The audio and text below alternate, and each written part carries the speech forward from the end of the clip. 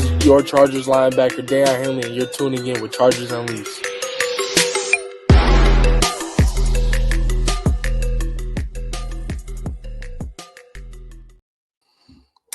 Welcome to another edition of Chargers Unleashed. Jake Hefner and Dan Wolkenstein here with you from the LA Football Network. If this is your first time tuning in to the show, make sure you hit that like and subscribe button on YouTube. You can also follow us on Facebook, Twitter, Instagram, Spotify, and Apple Podcasts. Dan Wolkenstein, 9:30 in the morning Pacific, Saturday, February 8th, day before the Super Bowl. We're not talking about that today.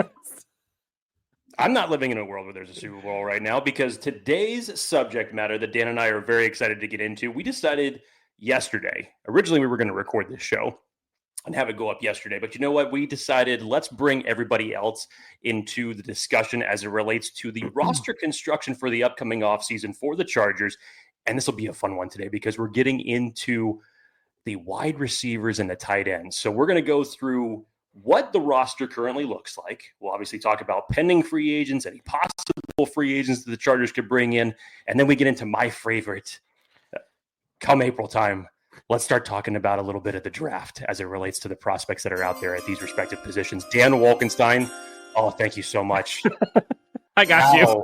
Are you, sir? I am great. Welcome to Chargers Unleashed. If this is your first time tuning in, you know the drill. Put your comments, thoughts, questions in the chat. We'll do our best to sprinkle them in throughout. Jake, I'm good, and I will not lie. I have now entered the season where I actually am excited and jubilated and motivated and intrigued. About time. What took you so long? You know what? It's been a painful offseason so far, but I made it. And this tight end and wide receiver class has me excited. So this is going to be a fun discussion. Interesting topics. We'll talk about free agent class, talk about some draft prospects, maybe some door number 3 options as well. We heard some recent things as of today about one Devontae Adams interest. Who knows? Talk about that and your questions, all of it. But Jake, I'm doing great. Happy Saturday. I got my coffee in hand. Jake, how are you, my friend? I care about your feelings. And I was going to ask based on the last show, if you truly gave a crap before we jumped into the ad reads. I do. I'm just waiting for that one word answer from you when I tell you about how my weekend is, how my week has gone. You're like, great, now let's talk about our friends. So I don't really have much for you today, Dan, other than the one time I cared. Yeah, you deserve this, all right? Wear the egg on your face. No, I don't have much to talk about. I'm excited about this show today. As we had talked about in the beginning of the show, this show is not just Dan and I ranting about our own opinions as it relates to the wide receiver and tight end positions today. This show is also yours. So please, whatever comments and questions that you do have in the chat, go ahead and throw them in. We will do our best to get into them or create this new subject matter of what you want to create for the next hour and a half of the show. So let's have some fun this morning. Dan Wolkenstein, I'm just going to jump ahead of it before you tell me to do it. I'll go ahead and I'll talk about our friends and get that out of the way. BetOnline is the world's most trusted betting platform and your number one source for everything football. BetOnline is every stat, every matchup, and even live odds and spreads to bet on during the games. You think you know your stuff? Get in our $200,000 mega contest and pick 5 games against the spread every single week for your chance at weekly prizes and a share of up to $200K. When the game is over, head on over to our online casino and get on the game of blackjack or poker or unwind with one of our 150 slot games. Head on over to the website today to get on the action. BetOnline. The game starts here. Dan Wolkenstein, was that fast enough for you? Yeah, it was. That was perfect. I think the tempo of that was great. Your pitch was well executed. And we've now hit about 5 minutes. So perfect timing. Well done. Congratulations. We did it. Anything else we want to talk about today? No, we can pretty much just end the show. Let's go. Cool. Thank you. If you want. Yes. No, thank you so much for tuning in. Bye. No, folks in the chat. What are you wanting the Chargers to do during free agency and the draft, tight end? What kind of player are you looking for? Is there a specific person, a specific type, someone you don't want? Let us know. But Jake, I think we have to start this, and how fitting that arguably the GOAT at the tight end position, enshrined in the Hall of Fame this week, 1 year too late, in my opinion, but we'll take it. Amazing to see LT bring him in. Congratulations to Antonio Gates. And you go back and watch some of those highlights, and it just brings back so many memories. And it's easy to forget just how dominant that cat was and how nice it would be to see Justin Herbert have a weapon like that. Now, I like to see Justin Herbert with a lot of things. So give him a great running game, give him a good offensive line, give him a good defense, give him a good coach. All of it is true. But seeing how dynamic Antonio Gates can make the quarterback is just a cheat code. So shout out Antonio Gates, man. It was awesome to see him in finally. How did Gronk say it? He said he made tight ends like look cool. Yeah. Because he, along with Tony Gonzalez at that point in time, they kind of revolutionized the tight end position for what it's now really become. For a guy who played basketball in college to now see himself as one of the greatest tight ends that ever lived and now going to the Hall of Fame, it's just truly something to behold for Antonio Gates. And as you said, well-deserved, 1 year too late, yes, but 2025 is his year, and we're all happy to see him get enshrined. Amen. All right, let's get into this. Chargers' current wide receiver room and tight end room looks a little, what's the way to put it, Jake? Light? Is that fair? That's saying it nicely. It's a nice way to say it. Sure. Needs work. A bit of an there we go. Needs work. To be determined. Opportunity for improvement. We'll be positive this morning. Current wide receivers on this roster going into free agency and the draft. You've got Quintin Johnston, Ladd McConkey, Derius Davis, Brenden Rice, and then Dez Fitzpatrick and Jalen Johnson. Now, I think Quintin, Ladd, Darius, and Brenden are probably safe, I think. Dez and Jalen can easily be cut, and I don't think there's any cap hits if they were to be released. And then the tight end room, you got Will Dissly and McCallan Castles. That's all. But they could easily bring back Stone Smart and Tucker Fisk. One ERFA, one RFA. Basically, they can get with Tucker Fisk at the minimum. Stone Smart, they can match whoever or whatever deal he gets somewhere else. Otherwise, Josh Palmer, DJ Chark, Simi Fehoko, Jalen Reagor, and Hayden Hurst, all free agents. Jake, of this list of free agents, any of them you're bringing back? You know, you look at the mold of take emotions out of it. No, yeah, I'm definitely not trying to take emotions into it here, but you look at what the current wide receiver room is, and you look at what that lacked. And in terms of the internal free agents you have, it's not really that big of a difference. But if I'm looking at intangibles here, Dan, you know, the DJ Chark project just didn't work for a variety of different reasons. Joshua Palmer, I think, had the opportunity to have a good season if it wasn't for Ladd McConkey. And I go down the rest of this list, and the one that honestly stands out to me as it relates to the wide receivers goes is Simi Fehoko.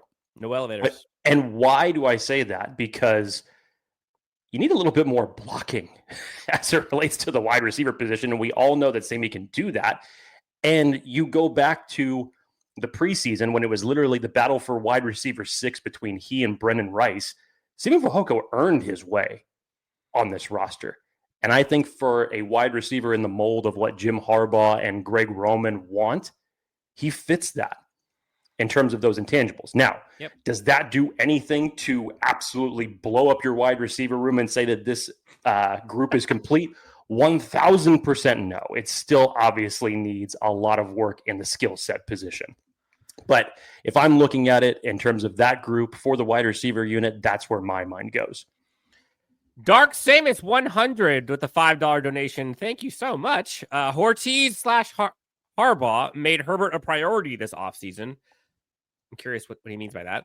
Even with free agency, they may not be content and may still go all in on offense with the first 2 picks. They very well could. I don't foresee them going wide receiver in round 1. I don't see that unless something crazy happens, but I just don't see it happening. We'll get to that later. But tight end, fully in play. Running back, fully in play. Offensive line, fully in play. Like, all those things could happen. My guess is you're going to see an offensive weapon in one of the first 2 picks. And then probably defensive line with the other one. That's my guess. But anything want to add? No, that would be me, Dan. I've been saying it since November. And if Jim Harbaugh beefed up the trenches the way he did by going Joe Alt, especially now, this is February 8th. A lot of things could change between now and free agency and the draft, depending on what happens with that. Yes, big time disclaimer, because you got some notable names that are free agents, and a majority of them you would like to have back. But if you don't, I still think you need to beef up this defensive line moving forward. So I personally have been saying it for months that I think that defensive trenches is going to be a high priority. I think that in terms of overall draft stock, excluding Jerry Tillery, that position has not been properly prioritized over the last several years. So I lean to go that way. But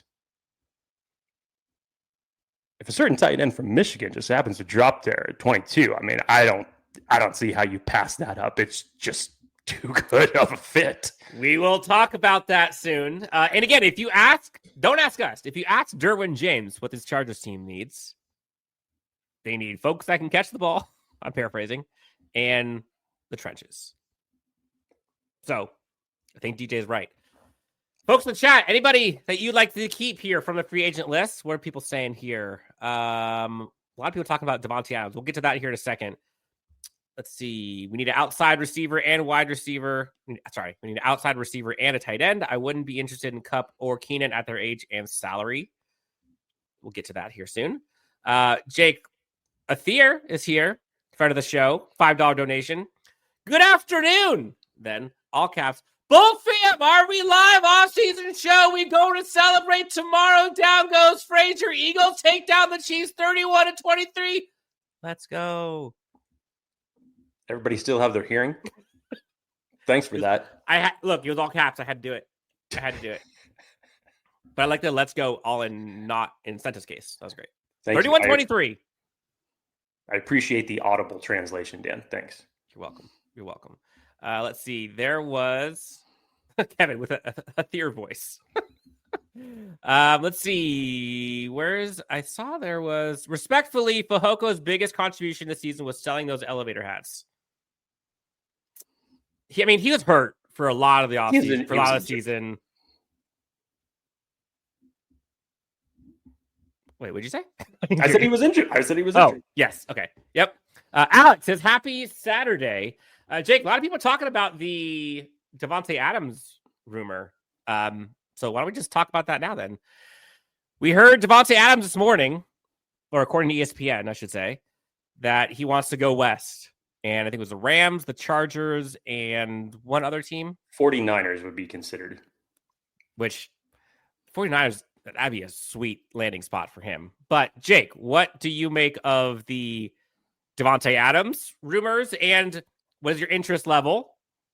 And on top of that, I think that kind of pairs into the DK Metcalf outside options discussion. Again, we have to preface this with both DK and Davante that if they are released, or traded, they are released. Yep. That would be a scenario that we could talk about. We do not know whether or not, especially with DK situation, if they would want to release him, and with Davante now, obviously with Aaron Glenn stepping into the fold as the head coach of the New York Jets, they obviously need to get that situation figured out, especially when it comes to the numbers for him. And who knows what's going to happen with Aaron Rodgers, if he's going to end up returning to the Jets or not. So there is a lot of flux in there. And I understand the reasoning for creating a discussion about this. If it's me though, Dan, I don't know. I like to go talk about absolutes right now. And the one scenario that I have kept repeating, and this relates to wide receiver, tight end at this point in time. If you were to tell me that in the offseason, if the Chargers were able to I know where you're going. sign T. Higgins and draft Colston Loveland, you are in the T. Higgins or bust. I mean, not necessarily or bust, because I'll have a few other guys that I'd like to talk about in this free agent market as well. But just think about that for a second, especially with the way that Joe Hortiz and Jim Harbaugh talked at their end of the season press conference, saying that they failed Justin Herbert in a number of different ways. Now, they were obviously hamstrung based on cap, what they were and weren't able to do throughout the offseason last year. They did the best they could. I think they started off on the right foot with Joe Alton, Ladd McConkey. But now you're looking at projected having the 4th highest cap space in the league. And if you're able to get, I mean, hey, we even heard Derwin James not so subtly trying to get T. Higgins to come on over to the Chargers in Radio Row during this week, but or any wide receiver, any wide receiver for that matter. But just think about that for a second. If all of a sudden in one offseason, your biggest weapon core that you can throw to is Ladd McConkey, T. Higgins, and Colston Loveland, all of a sudden you got something. All of a sudden you got something right there. Yeah. So I wouldn't mind that at all.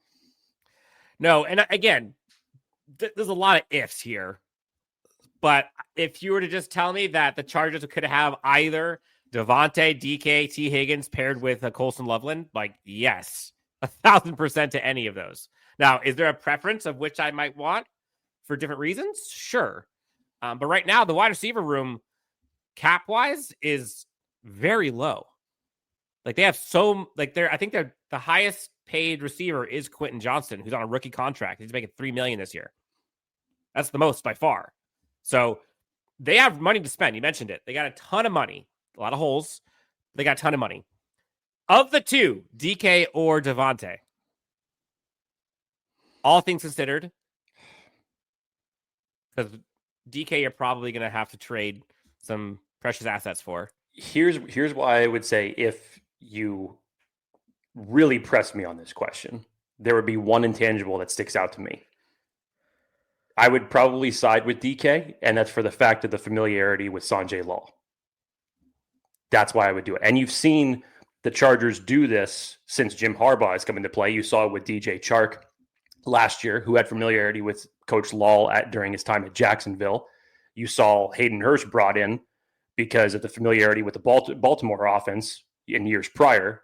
Not to say that any of those ended up working out, but you can kind of see the mentality of the coaching staff in that circumstance. So if you were to give me the option between those two, and it was forced to be one, that's why I would lean DK in that circumstance. Okay. All right. So we have wide receivers and tight ends. Which free agent class would you like to discuss first? Would you want to do the tight end room or the wide receivers? Well, we just talked about a number of different wide receivers. So let's flip it over to the tight ends now. Okay. So kind of slim pickings, in my opinion. Tight end room currently, again, Will Dissly is the main one. You're probably going to bring back Stone Smart and Tucker Fisk. So you have your blocking tight end. And again, Will Dissly did an admirable job last year, and they could use him in the passing game, sure. But should he be your number one target as a pass catching tight end? Personally, I don't think so. I would much rather have a few folks in the draft catching balls from Justin Herbert at the tight end position than Will Dissly. But there's a few folks in free agency that they could possibly go toward, Jake. What do you make of the free agency class, and what are some possible options that you would be 100% all in on? You're fortuitous here, Dan, because I didn't, first for context, Dan made these slides that are hitting the screen right now. I hadn't seen them prior. And these were the two guys that I was going to point out, being Juwan Johnson and Mike Gesicki, because look at us. Really what you're looking for, and you have to assess Will Dissly first before kind of moving into this. And this will obviously translate to when we start talking about the tight ends in the draft class as well. I think despite the flashes that Will Dissly was able to provide for you in the passing game, I think you move him back to what his bread and butter has always been as a blocking tight end. So in that circumstance, you really need more of a move tight end in this offense that you can really start stretching the field with. Juwan Johnson is a guy that I think is interesting, and credit to Steve Hagelin, because I know that he was talking about this earlier this week. Just in general, when you look at he obviously pointed out all the familiarities with Justin Herbert, but when you look at this in general, just look at his stats over the last several seasons. He has seemed like a guy who is just poised and was ready for that breakout season in New Orleans and just never really hit that level. And with that athletic he is and with the skills that he has, when you look at the rest of that New Orleans offense, he kind of just got lost in the shuffle of things.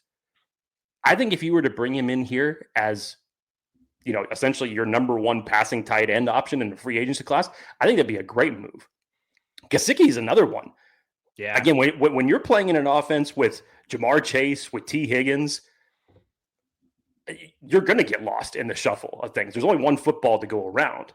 So I wouldn't be upset about a Gesicki coming into this offense with the way that his production's been traditionally, and you give him a quarterback like Justin Herbert to go from. Imagine just going from Joe Burrow to Justin Herbert and essentially, in a weird way, getting more targets. These are the two top options in my mind, that if the Chargers were to go free agency, again, I don't think that they will, given what this tight end class is, but if they do, these would be the two that would jump out to me. If they do, and you find someone that is looking to be your tight end one, these would probably be the two that you could do. Otherwise, I don't necessarily think anyone moves the needle more than a Stone Smart a year under his belt. I just don't see it. But there is an interesting point there. Loveland, someone said this. I was actually thinking the same thing.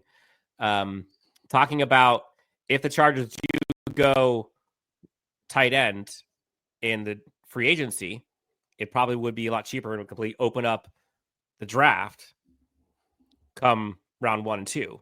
It would. It definitely would. 100% would. If you're here it is, yeah. Yes, it opens up the entire draft to us, and he isn't going to cost that much. Sorry. Free agency is going to change everything, and the Chargers have money to spend in this offseason. So who knows what it is that they're looking at? Who knows where they're looking to prioritize it? And again, based off of certain classes in this draft, i.e. running back, tight end, interior defensive line, hell, even the more I'm watching it, I'm just loving this cornerback class even more. But these are some of the decisions that you have to make in regards to free agency. So tight end's an interesting one, and we'll see where the Chargers ultimately end up prioritizing it. I personally think they'll prioritize it in the draft, but we'll see. To Papa says, how about the possible trade for Kyle Pitts? I think is this the last year of his contract? Or last year of his rookie deal? Year 4, I should say. Kyle Pitts has just been such an anomaly, hasn't he? It's been a bit of an enigma. From all of the pre-draft hype, and I got it based off of when you go back and you watch his college tape, but just to see how he's been essentially those first 2 years was completely phased out of the Falcons offense. And then once they start integrating him some more, there's just so many inconsistencies that you've seen. His rookie year was great, and then just like gone. Poof. I don't know. I mean, I would certainly trade for him. I don't know how much. It'd be a 1-year rental with possible re-sign, I guess, but which the Chargers have shown that they are not afraid to do for reclamation projects. See if they can get more bang for their buck. Alex says about the wide receivers real quick. I would rather have Godwin or Wilson. T. Higgins gives me diva vibes, and DK can be one too. I mean, if we're talking receivers, most are divas. Yes. First off. Yes. Like, most are not like Lad McConkey or Quintin Johnston, for that matter. Like, they are very humble folks. I get the whole comparison of, like, Chris Godwin. Yeah. If you're in the department of how you classify, there's divas and then there's divas with wide receivers.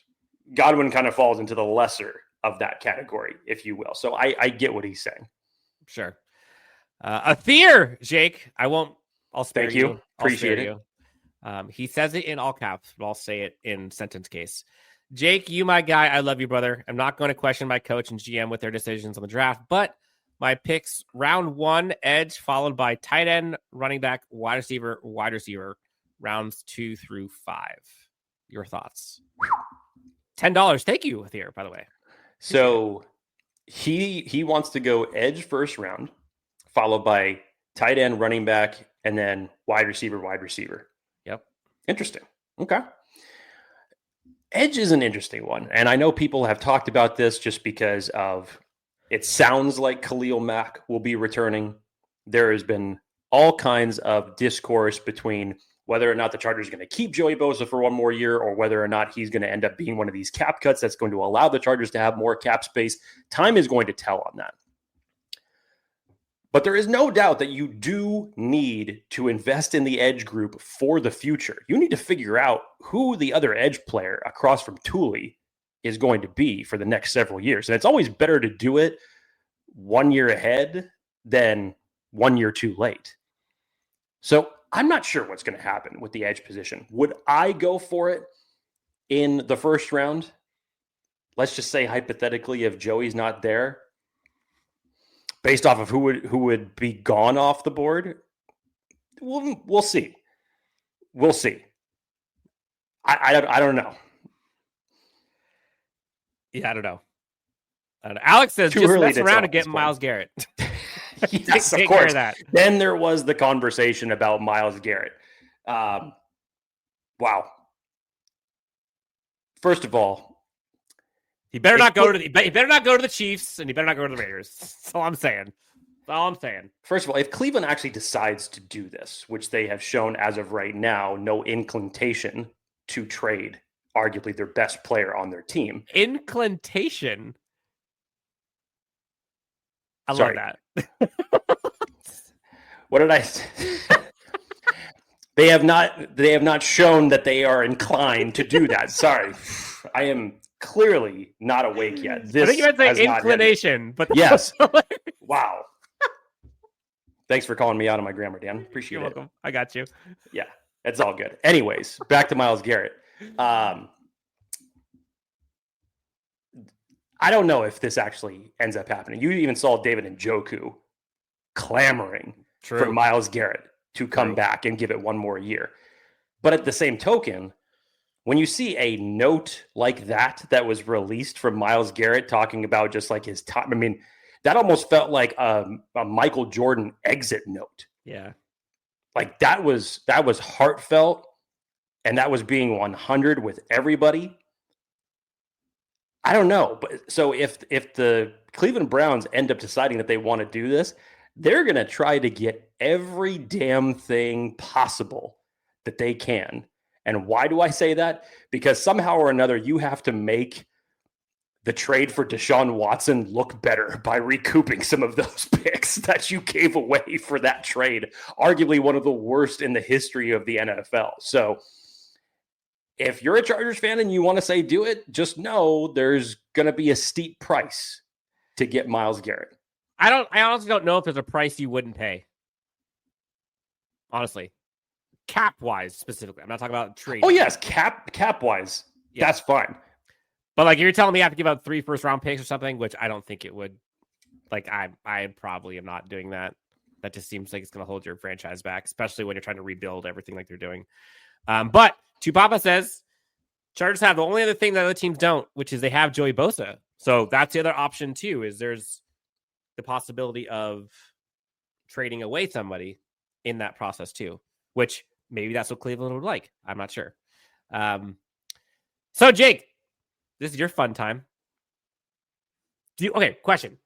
Would you rather go right into the tight end draft prospects, since we just talked about tight end free agency, or would you rather talk about wide receiver and tight end free agency and then go all things draft? Yeah, let's just go ahead and transition into the tight end draft prospects, because this is fun. And I know that this is what Jake needs. Yeah, I need it for therapy. Plus, I love talking about this stuff, and I love talking to you guys about this stuff. Out of these 3, and on the screen for those of you who can't see it, it's Colston Loveland, Tyler Warren, and Elijah Arroyo. The one name that has been linked to the most for the Chargers at 22 in mock drafts as of late has been Colston Loveland. However, Dan, there's a big possibility that Loveland doesn't even make it, which would take Tyler Warren most likely off the board. I don't think he drops past 15. I think Colston Loveland is personally gone by 22. If for some reason he's not, I'm saying sprint that card up to the podium right then and there. And Elijah Arroyo has created so much buzz over the last few weeks. He had such a good week at the Senior Bowl, and he's been such a strong riser. If you were listening to Mel Kiper earlier this week, he had really shot him up on his big board, labeled him as the new tight end 3. Some people even had him as a possible first-round prospect. I don't see it being that high. No. But that's been in the conversation. Now, if you go beyond that, let's just say hypothetically, if Tyler Warren and Colson Loveland are gone by the time that it gets to 22, so you start looking beyond that. Look, I mean, in the same mold of what we were talking about looking for the free agents, I really like what Gunnar Helm out of Texas brings to the table. I think he had a really nice season. A lot like Loveland, he's just smooth out of his breaks and gets open easily downfield. And then Harold Fannin Jr., Dan, out of Bowling Green, record-breaking numbers at Bowling Green. Mm-hmm. And if you're wanting him to come in specifically to just be that guy at the tight end position, and yes, I know that people have a lot of questions just about his game and his competition. He's unique. Yeah, yes, he's very unique. But I think as far as what the Chargers would need him to do, I think it would personally be just a perfect fit for him. So I kind of want to take a temperature of the room here because I feel like, and maybe I'm reading this wrong, but for a lot of Chargers fans, it feels like it's Warren, Loveland, or bust if they don't get one of those free agents that we talked about. I think it's Loveland or bust because I don't think Warren's lasting to 22. Right. I'm right. Obviously. Yeah. And people who say, oh, Loveland's not going to be there and there's no way. Remember how I think I put a tweet out a couple of weeks ago, like how insane previous draft classes were at tight end position. And I think it was a Michael Mayer year with Dalton Kincaid and such, Luke Musgrove, all them. One went in the first round. That was it. Just one. And that one was stacked. So you might think that they're not going to be there, but who knows? We don't know. But would you, someone put this in the chat, Dark Samus says, why have to trade up for Loveland? I know you're always want to trade back. I don't think you have to trade up much for Loveland. I don't think it would have to be much. If anybody was listening to Sean Payton earlier this week when he was just being frank and talking about what the Broncos need, he mentioned tight end and running back as heavy priorities for them. Mm-hmm. Again, I think that he doesn't make it past 20 if for some reason he's still on the board. So you may not have to go too far up to trade up if that was indeed your goal. But Dan, back to your point, just in terms of there's no way that certain guys are going to be there. We seem to have the same conversation about the Philadelphia Eagles every fucking year because they just draft so well. And you're thinking to yourself, oh my God, how did that player fall into their lap? Just this past year, look at the secondary they got. Absolutely insane. So it's possible, probable, not so much, but possible. Stranger things have happened. Quintin Mitchell and Cooper DeJean on the same year. Like, that's stupid. That's insane. Let's see. Robert S. says trading up for Loveland is a definite possibility as long as Hortiz is the GM and as long as Jim Harbaugh is head coach. I mean, let's talk about all the Michigan ties. But as a pure weapon for Justin Herbert, hell, that guy's an animal. And you can put kind of him and Warren. I think Warren is probably the more well-rounded one, clearly. But if you're just wanting the Chargers pass catcher that can make Justin Herbert look great, a la Antonio Gates. I'm not saying he's going to be Antonio Gates, but that type of weapon, yeah, man. Colson Loveland fits the bill to me. But what I was saying before is it feels like this is the offseason where if they trot out Will Dissly, Stone Smart, pick a random tight end, Hayden Hurst, whoever, and Will Dissly's your tight end one or Stone Smart's tight end one, you're going to see a lot of Chargers fans unhappy. So it feels like it needs to be either a top-end free agent tight end or one of these two. So I totally can see them trading up a few spots to get a tight end. Wouldn't be surprised at all. Something similar to the trade that they did with the Keenan Allen pick they got back last year, where they traded, I think it was like a third and a fifth for for someone else's third and an earlier fourth or something like that. It was a change of maybe 11 picks difference, but they kept the picks. I could see that same thing, where maybe they trade like a first and a fifth, and they get back a first and a. If you're able to pull off a similar trade in the same fashion that you pulled to trade up for Ladd McConkey this year, again, not saying it's second round, but in the same vein, totally, as what you would have to trade in the first round for it, I'd be all for that. And then we already know that the Chargers are going to have additional picks compensatory coming their way as well. Exactly. A lot of people love Warren. Jake, would you trade up for Warren? God, that's a steeper price. I love Warren. I would love to see the Chargers have a guy like Tyler Warren on this team. Not snubbing Warren whatsoever. The guy's just a freak. And to think about when you go back to before the season started, I mean, Loveland was the consensus number 1 tight end. And Warren has just come in and bulldozed everybody out of that equation, given on how they utilized him and how easy it was for him to get open, and just a physical specimen that Warren is. He's just a freak, and people are just going to fall in love with that. And he's going to be a great tight end at the next level. I also saw someone in here that was asking if we were to rank the tight ends. It was Bowers, Loveland, Warren, and Sam Laporta. If it was me, Brock Bowers is number 1. And I say that for a multitude of different reasons. One, because of the years of consistency that he had at Georgia, and the way that Georgia utilized him in that offense was one of the reasons that I fell in love with him. And early on in the draft process, I was okay with the Chargers going that high with a player like that. And hindsight's easy. Remember, Laporta was not Laporta. He was picked after some of the other guys that were up there. So I'm not saying Laporta was bad, but like Laporta wasn't the first tight end off the board. But Loveland, Warren, Laporta, Bowers. I agree with you. Bowers 1, probably Warren 2, and Loveland 3, Laporta 4. That's exactly how I was going to rank it, actually. So Bowers, Warren, Loveland, Laporta is how I rank it, and it's not a knock on any one of the 4, because they either are or they're going to be great players of the NFL. But that's. Bowers just having the rookie season that he had this year, I think just put the exclamation point on that for who was number 1. Yeah. And again, Bowers was an absolute unicorn at tight end, but he was more of a unicorn than Warren is right now. Like Bowers was a cheat code. And people are saying, oh, Warren's nicer than Laporta. Coming out of the draft, yes, 1,000%. But again, we can't do hindsight. Sam Laporta NFL career now versus Warren coming. It's hard to compare. I don't know. Lone Swordsman says, I would also love Abdul Carter, but the draft don't work like that. Everybody would love an Abdul Carter on their team. Everybody would love an Abdul Carter on their team. Yeah, you'd have to be a top 2 selection.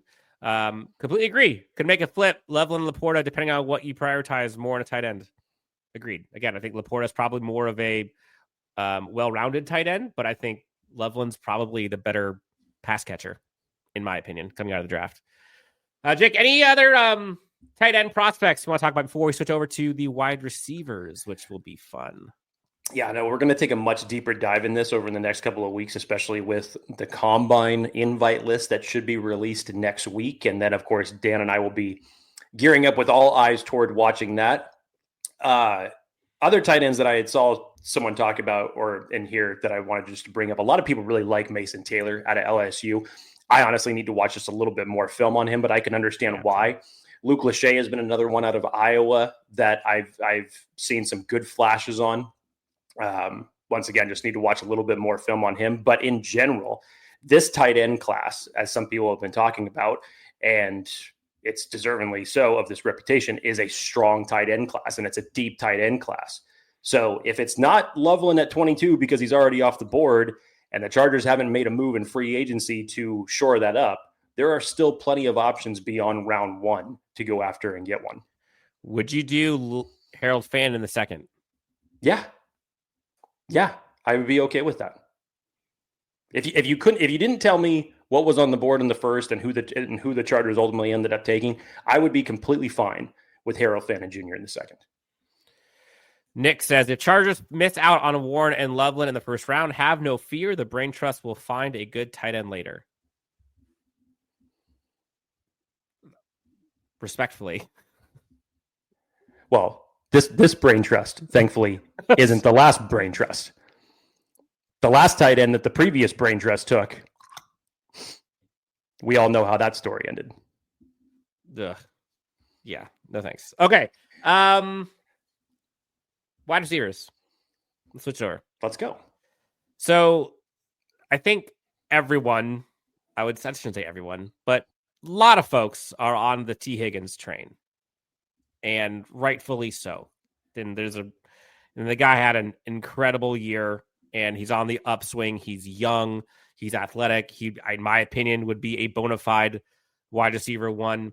The reason why he's not is because he's next to Jamar Chase, who's about to break the record for how much receivers make. But there's some other guys that are free agents that would be some sleepers that I really, really like. And a lot of people talked about Darius Slayton. I think we've heard that name. Heard of Keenan Allen, Mike Williams, and let's see who else. Amari Cooper is out there. Chris Godwin's out there. I don't necessarily know. For me, it's like if it was me, it's kind of the Higgins or bust thing, but it's either Higgins to get the bona fide one, or you're going the wide receiver 2, 3, and then look to the draft. Now, does that mean wide receiver 1 will be in the draft? I don't know. I don't know if this roster construction needs a bona fide wide receiver 1 to be successful. Look at the Chiefs. Who's their wide receiver 1? Well, and they're about to possibly three-peat. I know they have. I'm saying they have Kelsey and they have Mahomes and they have Andy Reid and they have. And once upon a time, you had Tyreek Hill, and they won 2 straight after him. I get it. And Xavier Worthy all of a sudden is proving a lot of naysayers wrong for being a stick in the draft, but being the fastest guy who ran the combine. And yet they still, Buffalo, thanks a lot. I would advise in the future not trading with Kansas City anymore. And maybe we won't fall into the same type of issues. Yeah, but what I'm saying is they can win on the ground. They can win with tight ends. They can win without having wide receiver 1 bona fide. I would like to see it because I feel like Justin Herbert's one of the very few phenomenal quarterbacks that doesn't have one. But De'Ami Brown, I loved coming out of college, and he might stay with the Commanders. I'm not sure. He's a free agent. I really like De'Ami Brown. Darius Slayton would be a great fit too. He hasn't really been able to showcase all of his abilities because of the quarterback play in New York, which has been absolutely brutal. But he could take the top off. De'Ami can take the top off. Higgins can take the top off. DK, Devontae, whatever. There's a lot of options. But in my opinion, if it's the wide receiver 1, you're going to pay the Brinks truck up for, it's probably Higgins and maybe DK. Other than that, I don't think I'm doing it. I don't think the front office does it either. I can't see them opening up the Brinks truck for someone who's not as close to a sure thing as possible. Am I off base there? No, I don't think that you're off base there at all. If I know Chris Godwin is a pending free agent, but man, oh man, if he has not suffered so many injuries, I would be all for 100% getting Chris Godwin on this team. I think just the risk reward aspect of it is just really, really high in that circumstance. And we're talking about a guy in Chris Godwin that's still under 30, that still, when he's healthy, produces at a very high level. But just you look at some of the injuries that he has suffered over the last few years, it really puts into question for you in terms of, in Dan's case, putting that much money behind it. Dan, there was one other option that kind of caught my eye, and this would obviously be way beyond the T. Higgins signing. Let's say hypothetically, if that didn't end up happening, I go back to, no, not even Garrett Wilson. Okay. I actually kind of go beyond the big name wide receivers in this class. And again, who knows if Washington will end up actually bringing him back because they acquired him once he was released. KJ Osborne. And why do I say that? Because the Chargers were actually in play to get KJ Osborne when he hit free agency. I personally think, just in general, whether we're talking about T. Higgins or any other wide receiver in this free agent class, the Chargers are going to make a play for it. And when you look at what they did throughout the season last year. As I just mentioned, KJ Osborne was an option for them, and there was some really, really close talks that they were in play for that. They tried to get Deontay Johnson twice. One at the trade deadline, and then once again when he was released, and Houston had the higher waiver claim and picked him up right before the Chargers did. So I think based off of that, and especially when you hear the comments after the season was done from Harbaugh and Hortiz, I think you're going to see another weapon out of this wide receiver class come to the Chargers for sure. But to Dan's idea that if it's not T. Higgins, you get another one of these free agents and then you double stack it in the draft. I definitely agree with that plan. Yep. And somebody else had a question about that. Alex, do you think we can double down and get a 1A wide receiver and a Slayton or Allen type? I expect it, honestly. Like, that's what I shouldn't say expect. I'm hoping for it. But there's a ton of receivers out here and free agency this year. But how many of them match up to what the Chargers actually need? Okay, I'm going to read out some names here. Stephon Diggs, Keenan Allen, Amari Cooper, all on the other side of 30. You got Brandon Cooks, going to be 32. Deontay Johnson, you mentioned. There's DeAndre Hopkins, Robert Woods, Marquise Brown, KJ Osborne, to your point. He's 27, but I don't think he moves the needle much. That's the bottom of the wide receiver roster, in my opinion. You've got the Moores. You got Rondale Moore. You've got Elijah Moore there. There's a bunch of dudes. But if the Chargers did not have Ladd McConkey, yes, I would love Elijah Moore as an option. 100%. I was going to say, remember, there's redundancy with a lot of these guys with what Ladd McConkey brings. And so could you go like a style of a Ladd McConkey, Wes Welker, Julian Edelman, where maybe just go two of the same and go tight end heavy? Sure, you could. But I don't know if that's likely. But maybe. Josh Palmer, for the right price, I can see him bringing him back. I don't know what he's going to go for, to be honest. I'll be interesting to see what he can get. But any of those names that pique your interest? I'll say this. With the Chargers bringing in DJ Chark the way that they did last year on a one-year deal, I wouldn't absolve them of any option that you could possibly look at to say, hey, if we bring one of these veteran guys in, even if they happen to be either 30 or above on a one-year deal, I wouldn't exclude that. But I wouldn't either. In the same token, where do the Chargers need to improve? Obviously, you have to have other wide receivers that can get open in man coverage besides Ladd McConkey. And you have to start building this wide receiver core out for the future. You really do. Because start somewhere. Even though Quintin Johnston had a step up from what his rookie season was, there's still a lot of question marks as it relates to Quintin Johnston right now. Fair. And the rest of that wide receiver group, let's just assume that Joshua Palmer is not going to be here next year. You got to get more out of it. So I think that, honestly, any and all options are on the table as it relates to rebuilding this wide receiver core. Anthony Navarro says, Ladd is wide receiver 1. Yes, 100%. But ask yourself, should he be your wide receiver 1? Like, in an ideal state, is he your number 1 offensive weapon? He was this past year, clearly. But was that by design or was that out of necessity? Bring in T. Higgins and let Ladd be your wide receiver 2. Like, that is cooking. Imagine a defense trying to cover Ladd when T. Higgins is out there. That's what they have to deal with right now with T. Higgins and Jamar Chase.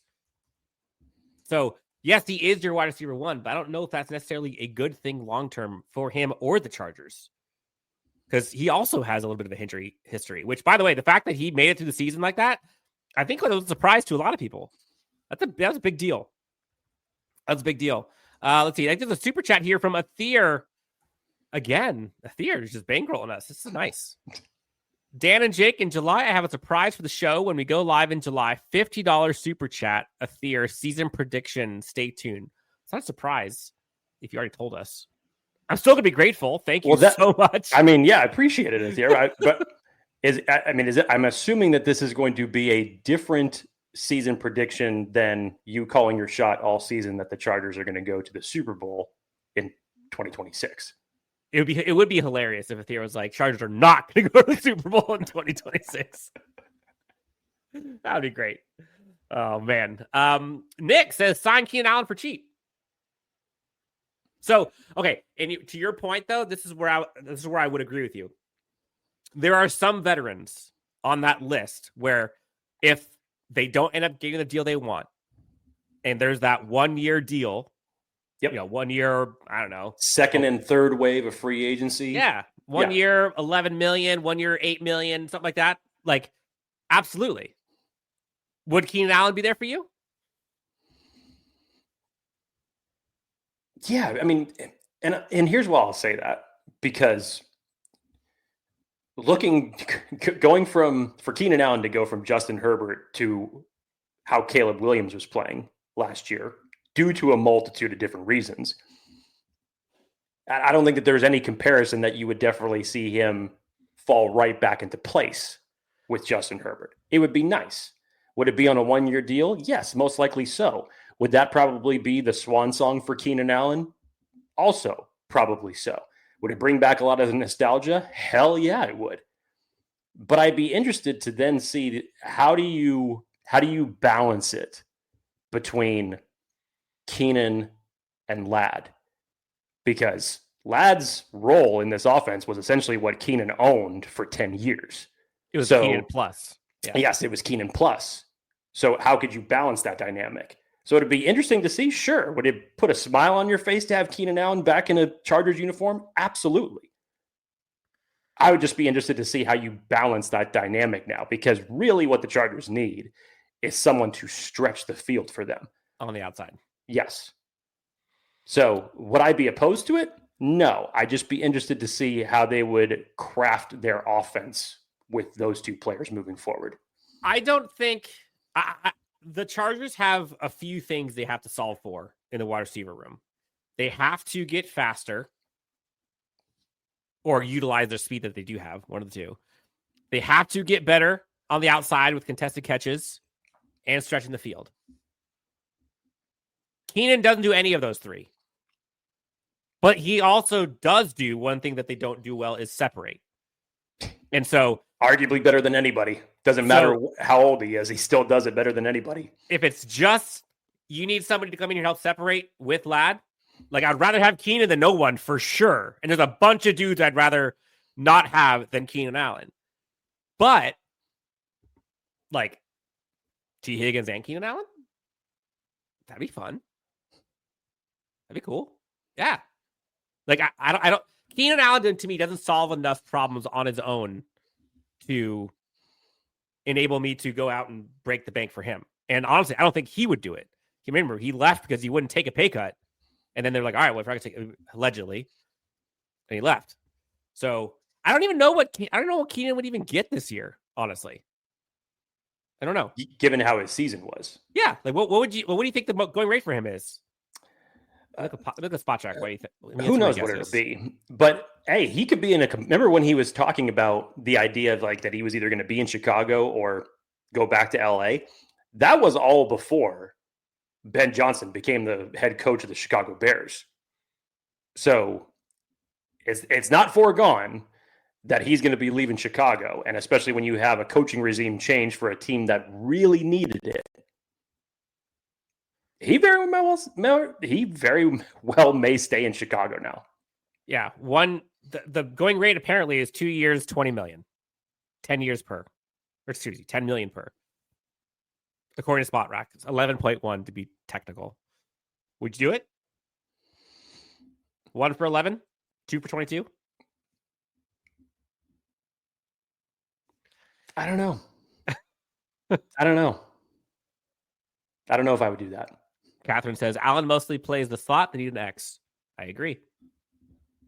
But Keenan Allen for 1 or 2 years would certainly help. Again, it wouldn't hurt, but I don't think that's the only thing that they need to do. Like, I don't think that helps enough. Agreed. Let's see. I'm way behind on these. Let's see. They aren't going to spend a bunch of money on another slot receiver. Kind of agree. Also true. Jack says, question, gentlemen, do you see Mac coming back? Yes. Agreed. To Papa, here's an idea. Trade 22nd and 86 to the Bears for 39 and 41. Whoa. Then trade 55 and 159 to the Giants for 65 and 104. puts the Chargers at the top of the 3rd and 4th rounds.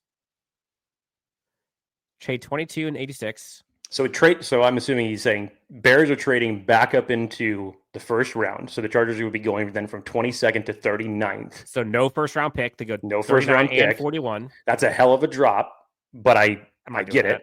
I get it. That's a hell of a drop there. Even at 39, you could still, you're still going to be able to find a good player at 39. Let's not, just wash that away.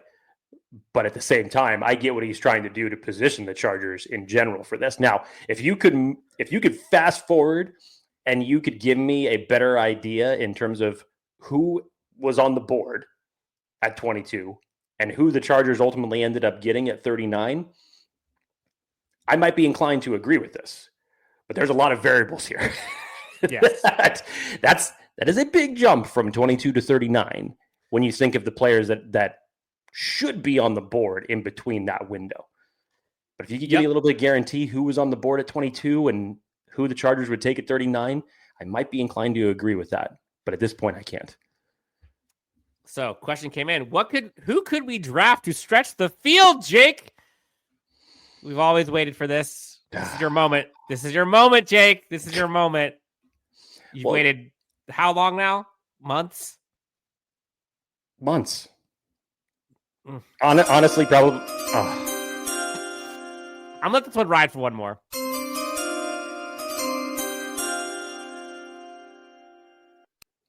Months, honestly, since last year. Honestly, since the end of day 3 of last year's draft. As it relates to, okay, so first of all, you have to weigh the options to say, okay, if we were talking about at 22, what would essentially be your options for wide receiver? And if you were to prioritize them over certain other positions, let's just say for the sake of argument, tight end in this circumstance or interior defensive line for who very well may be there. Because this wide receivers class, obviously, wow, very talented, I think is sneaky deep. It's not the wide receiver class of last year in terms of how high ranked those guys were. But at the same token, okay, here we go. Let's start it like this. Percentage chances that if the Chargers are still on the clock at 22 and they pull the trigger, what are the chances that that player is a wide receiver? Dan, what is it? 3. Okay. At most. You were less generous than I was going to say 8. Yes. Like honestly, and again, we're going to go way deeper into the wide receivers as we get closer. We'll get into the in-depth position by position, but realistically, how many receivers would you take period in the first round this year? Well, you look at Tedero McMillan, you look at Luther Burden. I think Matthew Golden has garnered first round interest. Absolutely. See, I wouldn't. And look, your question was how many wide receivers would you do? If you're talking the Chargers? Yeah. Sorry. Okay. So I thought you were talking like anybody. Hell, if Tedero McMillan somehow fell to 22, not going to happen. Right. But there's 2. And Luther Burden, I would say, as another possibility for that. And look, I really like what I see from Matthew Golden out of Texas. But in round 1, would you go 22? I would no, that's a stretch. Now, hang on a second, Dan. Everything in the draft is always circumstantial. You'd have to tell me first who the hell is off the board before I make the decision. No, Matthew Golden there's no way in hell he is BPA at 22. I'm not saying that he's BPA at 22, but there'd have to be a lot of players off the board before I would consider it. I'm not going to say it's impossible. Like you said, 3%. I'm giving it an 8%. Is it probably going to happen that way? No, the Chargers are probably going to go in a different direction at either one of the positions that I've talked about. I would even put corner as a higher probability for the Chargers to go to at 22 corner, over wide receiver. Edge, defensive line, offensive line. If we were to rank it, I'd probably say round 1 option for wide receiver is probably either the 4th or the 5th option. It's right. It's a higher priority than linebacker. It's like linebacker, safety, punter, kicker. And this is especially if the Chargers end up selecting or picking up a wide receiver in free agency. It definitely knocks this down a little bit. So I don't even think it matters, to be honest. I don't think it matters. I don't think they go receiver in round 1. So then you go down the line. Unless for some reason the fun part would be is if something happens and Luther Burden falls, which I don't think will fall 22, but maybe people get weird about his size or something. I don't know. But the good news. So when you said that this wide receiver class is good, I don't think it's top end good. Other than one who I really like. And that's what I was trying to say. It's not last year's wide receiver class with as top end at wide receiver as it was. It's more like Quintin's year. Yeah. Jay Flowers, Quintin, Madison. Maybe a little bit better than that. Maybe a little bit better than that. And I say that because of McMillan. But like I said, I think it's sneaky deep. I think it's sneaky deep for what the Chargers need in terms of finding a guy who could stretch the field. Beyond round 1, I definitely think that you can find some good options here. Somebody asked, which wide receiver would stretch the field for this Chargers team? And off the sidelines, LA to Carolina seems to agree with what we're saying. Nick Nash, Horn, or Higgins to stretch the field. I don't know which Higgins he's referring to, but either one would be the correct answer. Jake, other than round 1, which we'll talk about, who are some of your favorites from a draft prospect perspective, and what archetype do they fit? Yeah, there's still plenty of wide receivers to watch in this draft. Yes. Context, disclaimer, we still have work to do, but given what we've seen so far. 8th, we have not gotten a chance to look at all the wide receiver prospects. I know a lot of people, most recently Dan Wolkenstein, has been looking at Savion Williams out of TCU. The other wide receiver out of TCU, Jack Besh, who had a great Senior Bowl week, was the MVP of the Senior Bowl. I know a lot of people have been talking about both of them. I just don't know if you, not discrediting talent, but it would feel like a weird Twilight Zone episode where you have, in this particular case, hypothetically, 3 TCU wide receivers on the Chargers. It would feel really weird if that was the case. Shout out to Max Duggan, who could have been a 4. Is that on this graphic, by the way, that you do not have Tez Johnson? I know. For those who don't know, and those who haven't been listening to the show that long, Dan Wolkenstein was pounding the table for Tank Dell. And I was messaging him about Tez Johnson, and I said, "Yeah, you may, if you were a lover of Tank Dell, you may want to look at Tez Johnson." Again, size wise, I love Tez Johnson. I love Tez Johnson, but it almost falls a little bit into that Xavier Worthy type of aspect where Tez Johnson ain't as fast as Xavier Worthy, but in terms of their overall size, they just need to eat a couple sandwiches. Yeah, because they need to put on some size. And again, I love Tez Johnson, but I don't think he's the joystick that was Tank Dell. Like, I had Tank Dell as my wide receiver 1 that class, and I'll stand on that. That was with Jordan Addison. That was with Quintin Johnston. That was with Zay Flowers. I was taking Tank Dell over all of them. Yeah. But Dan, I've always been a big fan of Trey Harris out of Ole Miss. I just like his size. I think if you're talking about a guy who could stretch the field, I've always really liked what I've seen from him. Again, kind of in the same vein as Keenan Allen, if the Chargers did not have Ladd McConkey, Xavier Restrepo would be a great option. Literally, I was like, wait, nope, I can't. Nope, I don't want to look at this. I literally had to stop looking because we already have it. Nope. That was exactly what I thought. And this is further down the line, Dan. Torrey Horton out of Colorado State, if he did not end up suffering his knee injury that knocked him out after 5 games, I'd be really surprised where someone's going to select him, because you look at the past, leading up to his injury was having another great year. And then you look at the 2 years prior, very, very consistent for Colorado State. So depending on where his injury is going to land him in the draft, you may be able to find somebody like him in the middle to the late rounds. Who knows how far it's going to drop him. Torrey Holton, right? Torrey Holton. Yeah. Torrey Horton. Excuse me. Yeah. Dan, you've been doing work on wide receivers as of late. I've started to. Give me your 2 cents. Let's hear it.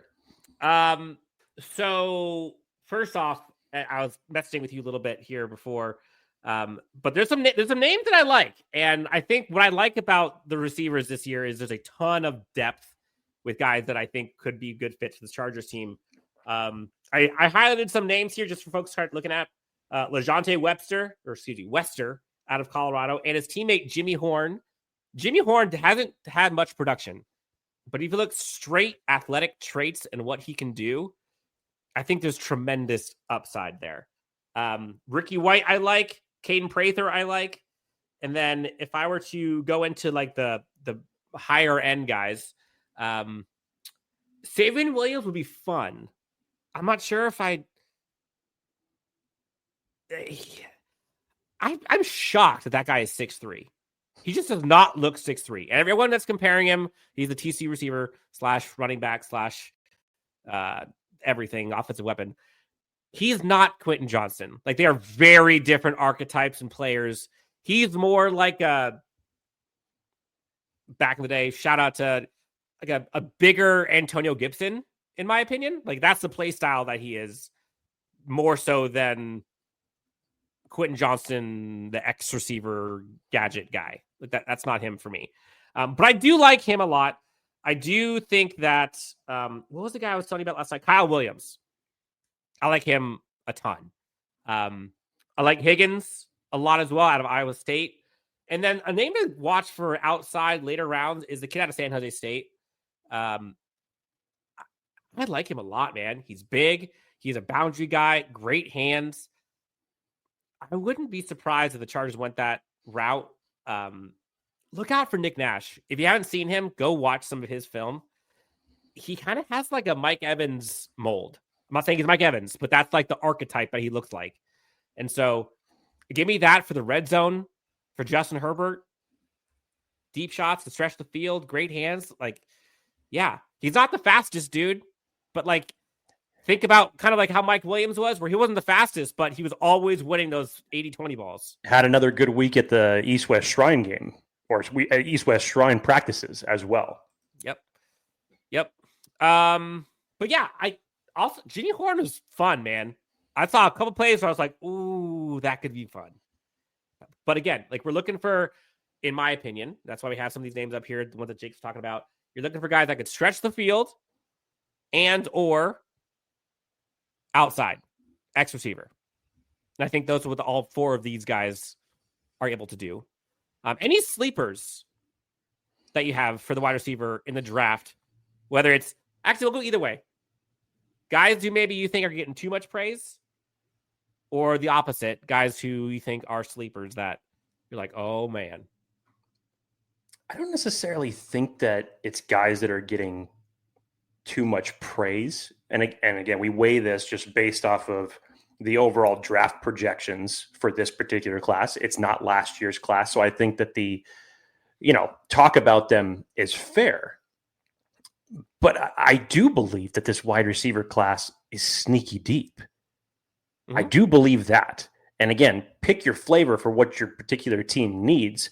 In the case of the Chargers, there's a handful of guys, as Dana just talked about, in terms of finding guys who could stretch the field, getting them in one-on-one coverage, and having good production while doing it. You can find this. Mm-hmm. And if it is a situation to where the Chargers choose to dip their toes in free agency, and if they're able to land a T. Higgins or not, I still think that you're going to find a way to try to build out your wide receiving core through this draft, and that'll be the bulk of it. But again, everything is particular, and this will probably, when we get to past free agency and past the combine, when we actually get into our top 10 rankings for each position, we're going to tailor this for what the Chargers need.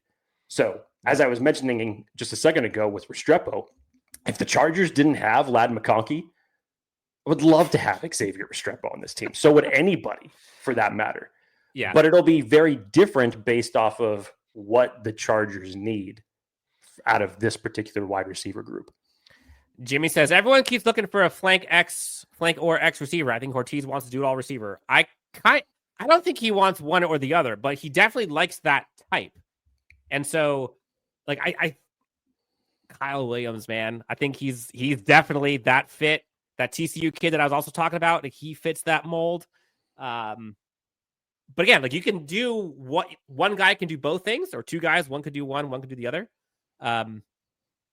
Yeah. There's a name here, Jake, that I have not seen that I'll have to go back and watch. Isaiah Nayer. Have you seen him? I have not watched Isaiah. All right, I'm going to add that to the list. The only Isaiah that I have watched is Isaiah Bond. Okay. And I've always loved him. And if he was 3 inches taller, it would be great. He's going to have a great testing week at the combine. That I could tell you. Watch out for Isaiah Bond. Which should surprise nobody, considering that he was a transfer out of Alabama, went to Texas. But he's going to have a great week. And again, if he was over 6 foot, you'd probably be talking about him a lot higher in this class. Efton Kism, also Eastern Washington. I don't know if you've seen him.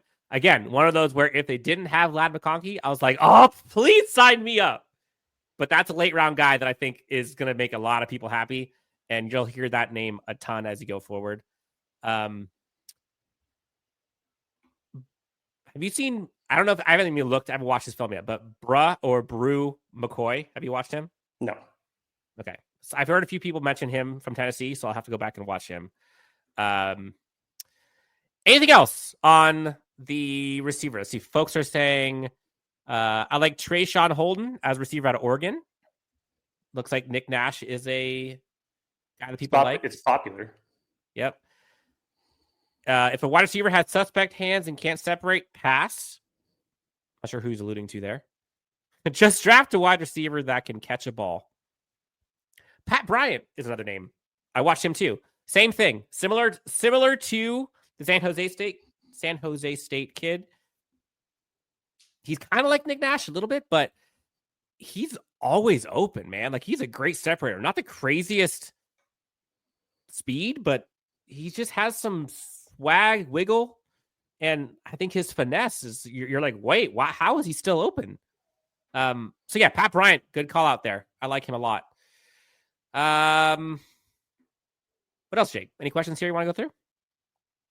Anybody have any questions? Put them in the chat. Let's go through it. Good point. Probably haven't asked that in a while. Folks, please give us your question. This is the Q&A portion. We have about 10 minutes left here. Tez Johnson can stretch the field as well as anyone in the draft. So we'll talk. He says tax, but I think he meant Tez Johnson. I like Tez Johnson a ton. But I think having Ladd, not that Ladd and Tez the same player, but there is some redundancy there. And I don't think Tez Johnson solves for enough of the things for that to be like the main / only thing they do at receiver. If they didn't have Ladd, then yeah, go for it. And also, like again, if you're going to be 160-ish, 165, like I just don't think he is that quick to where, I mean, you remember like Kadarius Toney back in the day, which I was still kind of out on, or Tank Dell. There's some guys who are just like human joysticks. He's definitely agile, clearly, and fast, but I just don't know if he's plus to where he can make up for the 165. And also, look like Xavier Worthy, you mentioned. That guy ran like a 4.2. So you got to be a freak. You like Jack Besh, though, you said, right? Yeah. Again, both TCU wide receivers I like as draft prospects. In terms of them ending up on the Chargers, I might give the nod a little bit to Besh in that circumstance. But again, in a reality where there's 3 TCU wide receivers on the Chargers, I just don't see that happening for whatever weird reason. Mm-hmm. And again, it's not an argument against any of their play. It's just hard for me to see that happening. Bella says, this show is so wrong. Stop with the live line talk. Do you know what he's referring to? Or she? Live line? Anyone? No. Bueller? No? Okay.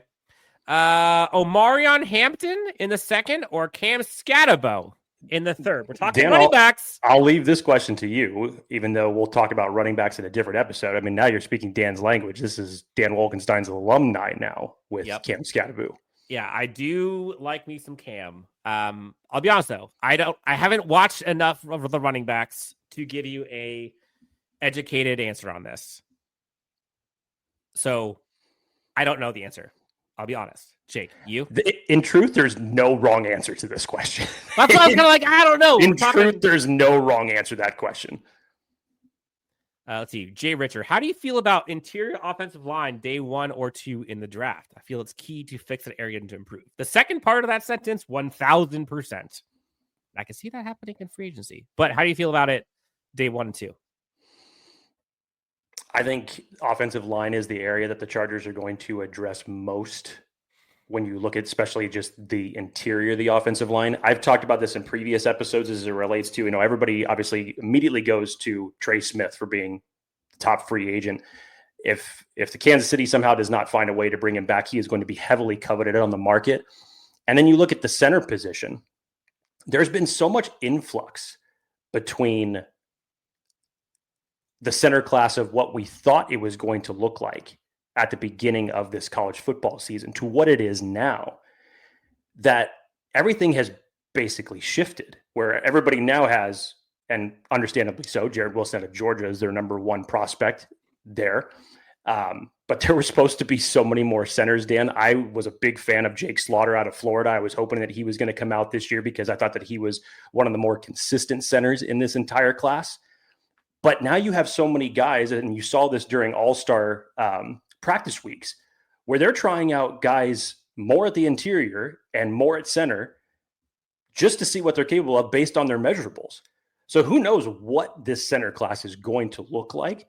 But I think if you were to tell me center, free agency, draft, honestly, I got to say draft. I have to say draft because I think you need to give Justin Herbert a long-term answer at the center position. Now, do I still think that you would kind of go out and get a Band-Aid option at center on top of that? 100%. Unfortunately, there is no JPJ in this draft. There is no Zach Frazier in this draft. But at the same time, would I be opposed to certain guys in this draft class? Absolutely not. And I think that that's where you go because you just haven't had that stability for Justin Herbert at the center position for a while. We've seen what it's like the days after he did have it. But I think that as it relates to the interior of the offensive line, there's no way that you can go back and watch that Houston Texans game and say that it's not a priority once again. And in truth, the interior, guard, center, and guard was the biggest Achilles heels of the Chargers offensive line throughout the entirety of the season. And it came to a head in that game against Houston. Let's see. You got a bunch of questions here coming. Appreciate it. Let's see. We'll go rapid fire here a bit, Jake. Nick, if Genty falls all the way to the Chargers, will they draft him in the first round? First, okay. Yes or no? First of all, I wouldn't be opposed to it. Yes, 100%. Yes, they would draft him in the first round. Come on. I wouldn't be opposed to it. I don't see, and I've said this since November, if Dallas does not take Ashton Genty at 12, that should be his floor. He should not make it past 12. Obviously, a player like Ashton Genty, 32 teams should want him on this roster. No question about it, what he can bring to the running back room for any football team. Sprinting. But I don't think that he makes it past the Cowboys, and he shouldn't. Would you rather do Genty or Loveland? If both were in a world where both were there. Where both of them were on the board. That's tough. It's tough. It is tough. I'd probably have to give the nod to Genty in that circumstance. If both of them were on the board, I'd probably have to give the nod to Genty. Yeah. Yeah. Roland says, what do your guys take on Rice filling our need at the X receiver? So, in-house name? I mean, we'll see. Might need it. We'll see. Unfortunately, he didn't get that much of an opportunity during the preseason last year. Practices that Dan and I were at and everything in between preseason games, Brenden Rice looked great. And then unfortunately, given who his quarterback was throughout those games, never really saw any targets thrown to him. When it wasn't anything that was good. And then I think we're talking like single-digit plays here, Dan, throughout the season before he just really never got a shot again before he was shut down. It was not a good look for Brenden Rice. Not saying that he can't do it, because I've been rooting for Brenden Rice to be able to contribute to this team. And I would hope that given the influx of wide receiver for this upcoming season, that he's going to get a better shot. But I don't think that you could say right now, I mean, would I consider it an option? Sure. Does it mean that he's going to be the starting X receiver come September of next year? I wouldn't put money on that. No. And I also don't wish that. Bella says, Colston Loveland is a no-go. Please stop ruining the show for people. He's not even a good blocker. Stop with the wrong information. Well, let's just say this for Colston Loveland. You have Will Dissly, who I said was going to go back to his traditional blocking tight end position. Which you said is a good blocker, by the way. Yes. No one said Colston Loveland was a good blocker. Never said that. Nope. But when was the last time that Justin Herbert had a great pass catching option at tight end?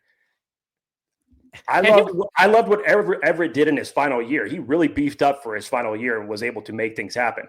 But really, since Hunter Henry, Justin Herbert hasn't had that kind of a tight end option for him in this offense. So you're not going to go out and get 2 blocking tight ends.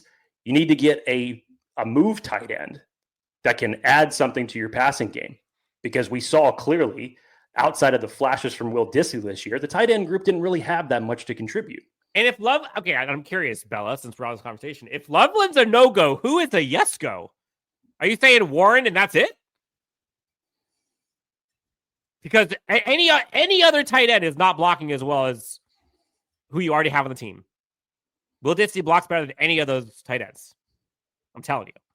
So you're saying just don't get a tight end. That just sounds dumb. Sorry. Nick, Chargers brass has a plan. I don't know if the plan is AI or if he just meant to say something else. I just saw that. I just looked down and said, because you stopped. And I thought that was all that they said, was that they have a plan. And yes, I believe they have a plan. I don't know if this is AI that is the plan or whatever that is. To Papa, number one priority is they want to run. Agreed. I haven't looked at the running backs yet. Not all, honestly. How many first round running backs are there? Roughly. Obviously, you have Genty. There's a lot of people that it depends on the running backs and in terms of what you're looking for. I mean, Caleb Johnson is somebody who I've seen flex between 1 and 2. I personally don't think that there's any going to be more first round running backs than Genty, but honestly, I could be surprised by that time. But you go beyond that. Omarion Hampton, who we were talking about earlier in the show, is a great option out of North Carolina. A lot of people like Quintin Johnston. I mean, Devin Neal is someone who I'm a big fan out of Kansas. RJ Harvey is another guy who I think is going to shoot up draft boards in the evaluation process. Obviously, Dan's alma mater and Cam Scatterbu. Who the hell wouldn't want someone like Cam Scatterbu in this offense? There's just so many running backs that you could talk about. There's a question in here, I can't find it, but how would you address the running back position?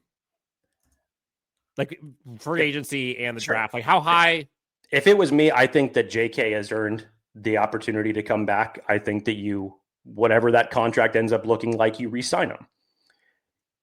And then you try to find another running back out of this unit to round out this group. Like I've said previously, I think that the Chargers are going to go in the same mold that the old Baltimore Ravens went before the days of Derrick Henry, where it was more of a running back by committee. And I think that that's how you're going to go forward.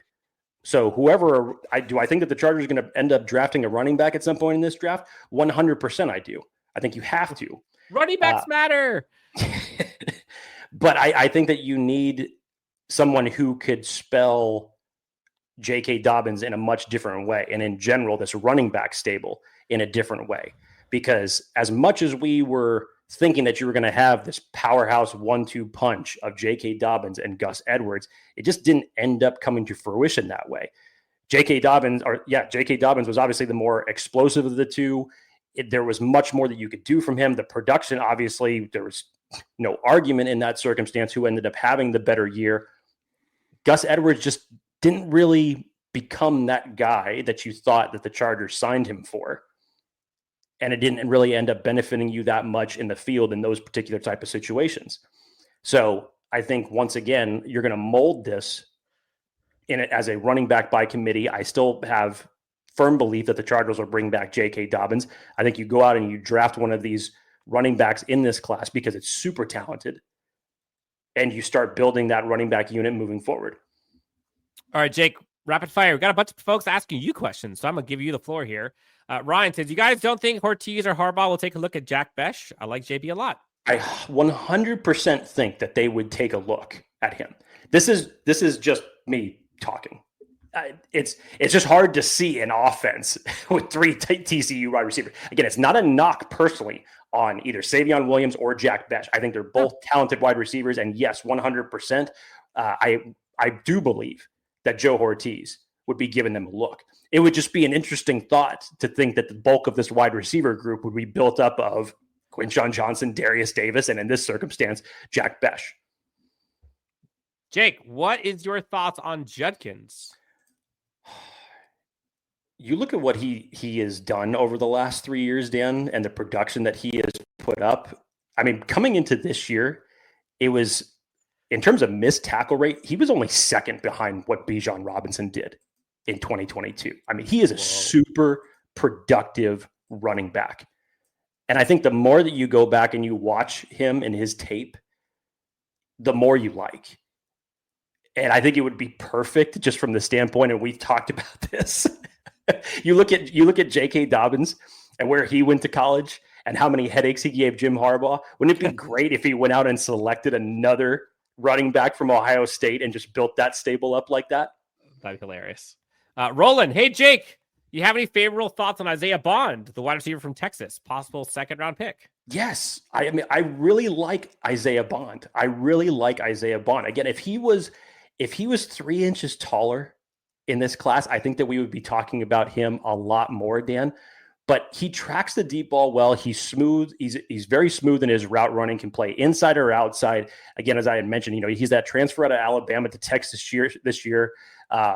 He's a high school track star, Dan. I mean, he ran the 200 meter in 21:04. I mean, he could do it. He's got the speed. Is it Xavier Worthy like speed? No, but he could bring some juice to this offense, 100%.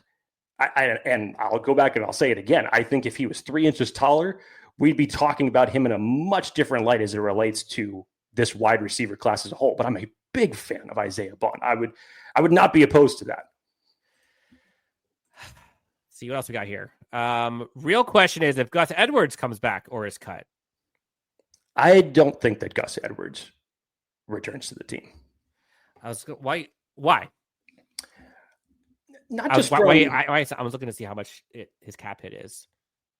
I think not just from. Could the production have been better had the Chargers had a decent interior offensive line in front of them? Yeah. But I think just for the dynamic, when you look at what JK did, where is it that we're missing with Gus Edwards? Obviously, they're two very different backs in terms of what they're utilized for. But when especially you look at this running back class that you have sitting in front of you right now, there's a lot more that you can add behind Justin Herbert with those options that you have. And talking financials, he would have in 2025, his cap hit would be $4.25 million. If they were to release him, there'd be a $1.125 million cap hit, or dead cap, excuse me. So they could save about just over $3 million if they were to cut Gus Edwards. And just strictly looking at what you saw on the field, I don't see why they wouldn't save $3 million. Unfortunately for them. Can we talk about the LSU tight end for a third-round pick? Yes, we can. Short answer, yes, we can. In this circumstance, you're talking about Mason Taylor, and who is somebody who, again, I would not be opposed to. With his size, what he can do, can he do the type of things with the tight ends that we have talked about on the field? To a lesser degree, yes. Not as dynamic as some of those other names that we've mentioned, but in terms of what you're looking for as a tight end option, sure, I'm not opposed to that whatsoever. Mason Taylor, LSU. Eddie, Jake, Betts, mid-round speedster.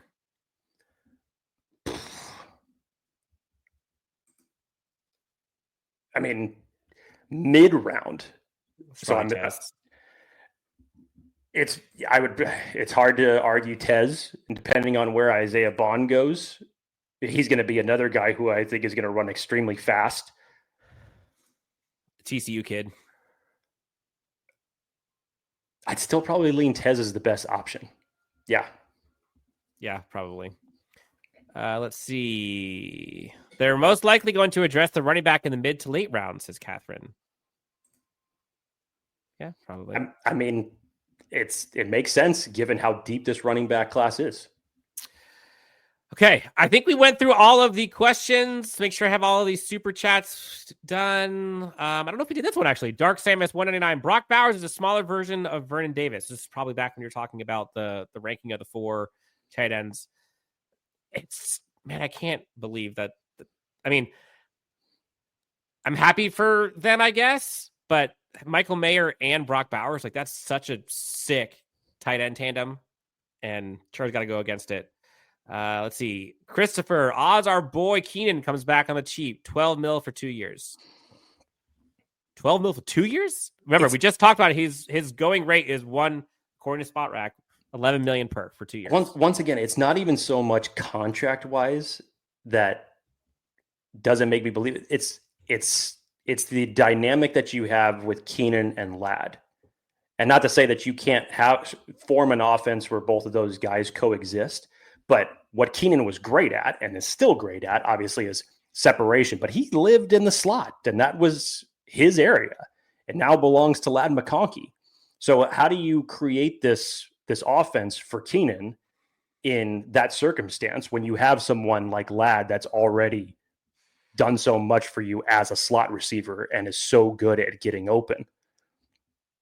It's more about that than the money is to me. Yeah. Bella says, we want to run the ball, need a blocking tight end. Well, they have that. You got that. You just need to use him more as a blocking tight end. And utilize someone else for... You thought Hayden Hurst was going to add more in the passing tight end department, but that didn't end up coming to fruition. So again, Bella, I'm asking you, if Loveland is a no-go, who is a yes-go that's better than him? Is there anybody? Other than Warren, which we know he's not going to be there. So let's. I mean, look, I'm not going to fault your love for Tyler Warren. Everybody should have love for Tyler Warren. It's just sure he's not going to get to 22. So basically, it's Warren or bust for him. Otherwise, we're just not going to have a pass catching tight end in this draft. Apparently, Jake went through a ton here. Went through the roster construction of the current wide receiver and tight end room. We went through draft folks on both the tight end and wide receivers, as well as free agent availability, some possible trade options. Went through a ton of Q&A. Is there anything else you wanted to cover today? Not today. I think that pretty much wraps up a bow on like the early aspects of this roster construction. Again, guys, it's super early. So as I said during our secondary episode, everything that Dan and I just spent the last hour and a half talking about as it relates to the wide receivers and tight ends could be absolute bullshit, because so many things could change between now and April. So we'll see what this looks like. But as we get closer to the combine, it'll be a lot of fun really digging in for all of these prospects that are going to come out there and test. And obviously just weeks after that will be free agency. So there's a lot that we will have to talk about in the next couple of weeks. Excited about it. Dan, I'm excited about the next episode that we're going to do as it relates to overall roster construction at a certain position, that being the defensive line. You really want to dig into the trenches, that episode will be a lot of fun because there's potentially a lot of moving pieces on the Chargers defensive line that may not be here next year. And they're going to have to do a better job at shoring that position up. So happy to get into that one. Yes, I'm with you. This was a fun one. I can't wait for the defensive line. And we're about to get full on draft mode and free agency, which is going to be exciting. This time next week, there is no more regulars. There is no real football for the 2025-2024 season. It's going to be a wrap.